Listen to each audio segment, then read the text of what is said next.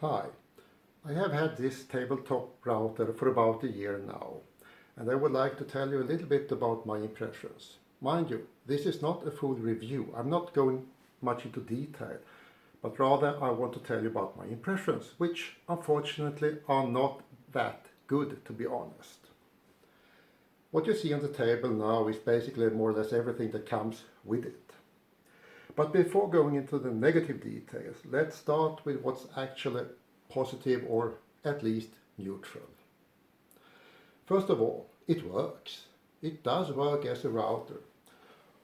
And it does have speed control, fairly decent speed control.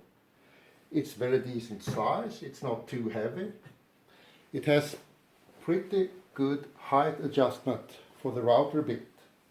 So if I turn this handle, I can lift it, and the travel is about 4 centimeters or close to 1.5 inch or a little above that perhaps.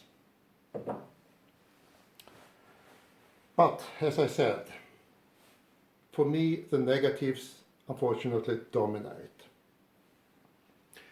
One thing is that it's cumbersome. The design is too cumbersome. And it takes too long time to assemble it because there are too many screws and knobs and little details. And while they fit, they don't fit that very well actually. Also, when you look at the production quality, you will find that it leaves a lot to expect. For one thing, the tabletop isn't exactly flat. Well, out here it's reasonable. But if I check over here, there is about 0.5 millimeter or so. It's not much, but it shouldn't be there. And there are some tabs just over here from molding the tabletop, which actually are too proud over the table to be accepted. Also, while there is dust extraction from back here from the fence, there is no dust extraction from the main body itself, which means that all dust will collect inside the body if you're routing dados or grooves in something here. The fence itself is pretty awkward. For one thing, the right and left wings won't stay exactly parallel when you adjust them. So whenever I adjust it, I will have to take a straight ruler and check that they are really parallel.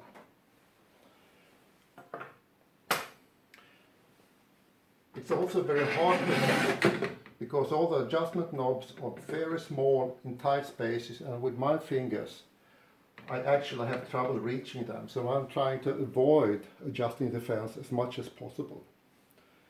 And perhaps in this picture or in this view you can see that there are lots of screws of different sizes, and this is actually what connects it to the tabletop itself.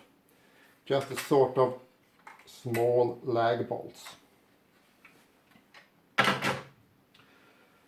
Another thing is that things like this, the protection fences, and this one that's supposed to go here, and these ones to be mounted over here, they are cumbersome, they don't fit very well, and the plastic is very stiff, so it's very hard to get that precise adjustment where it really helps you and doesn't hinder you.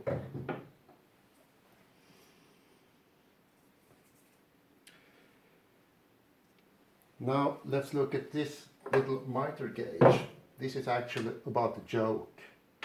It's pretty sloppy in this slot, so you won't get a very good adjustment.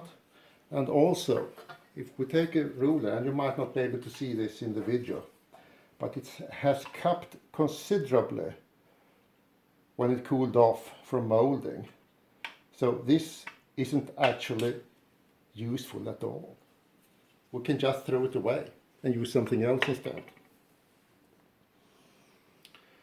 Yet another thing that I don't like at all is when I adjust the height and use this knob to lock the height setting, it will actually move a little bit, about 0.5 millimeter, 1/32 of an inch perhaps, up and sideways. So I will have to take that into consideration every time I make an adjustment, which is really awkward. It does come with extension wings. This is for the right hand side, and there is another one for the left hand side. But these also are pretty cumbersome to get into place. There are lots of screws, and once they are there you will not want to take them apart. So I just left them off as I don't have the space for it.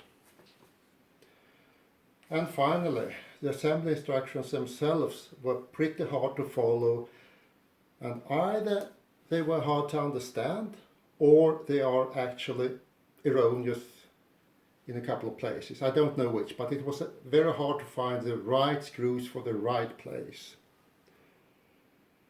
So, if you really think of buying this one, perhaps you should think twice. Thanks for watching.